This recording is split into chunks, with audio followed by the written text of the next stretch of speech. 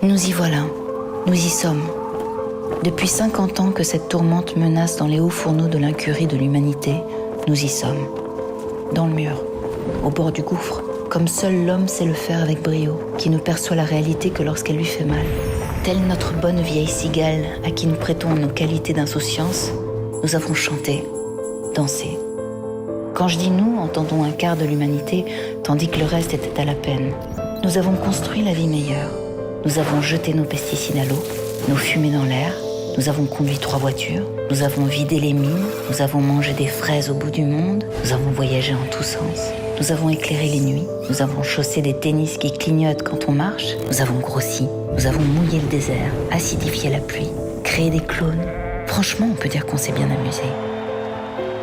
On a réussi des trucs carrément épatants, très difficiles, comme faire fondre la banquise, glisser des bestioles génétiquement modifiées sous la terre, déplacer le Gulf Stream, détruire un tiers des espèces vivantes, faire péter l'atome, enfoncer des déchets radioactifs dans le sol, ni vu ni connu.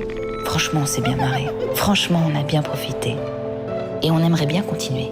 Tant il va de soi qu'il est plus rigolo de sauter dans un avion avec des tennis lumineuses que de biner des pommes de terre. Certes. Mais nous y sommes, à la 3e révolution, qui a ceci de très différent des 2 premières, la révolution néolithique et la révolution industrielle pour mémoire, qu'on ne l'a pas choisie. On est obligé de la faire, la 3e révolution, demanderont quelques esprits réticents et chagrins. Oui, on n'a pas le choix. Elle a déjà commencé, elle ne nous a pas demandé notre avis. C'est la mère nature qui l'a décidé, après nous avoir aimablement laissé jouer avec elle depuis des décennies.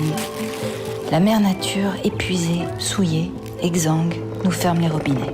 De pétrole, de gaz, d'uranium, d'air, d'eau. Son ultimatum est clair et sans pitié. Sauvez-moi ou crevez avec moi.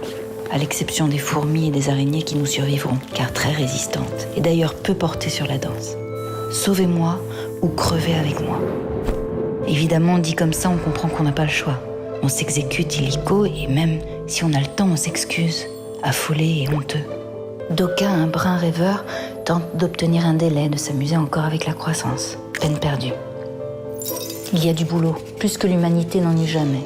Nettoyer le ciel, laver l'eau, décrasser la terre, abandonner sa voiture, figer le nucléaire, ramasser les ours blancs, éteindre en partant, veiller à la paix, contenir l'avidité, trouver des fraises à côté de chez soi, ne pas sortir la nuit pour les cueillir toutes, en laisser aux voisins, relancer la marine à voile, laisser le charbon là où il est.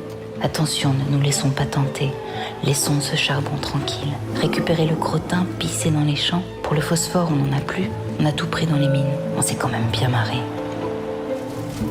S'efforcer, réfléchir même. Et sans vouloir offenser avec un terme tombé en désuétude, être solidaire avec le voisin, avec l'Europe, avec le monde. Colossal programme que celui de la 3e révolution. Pas d'échappatoire, allons-y.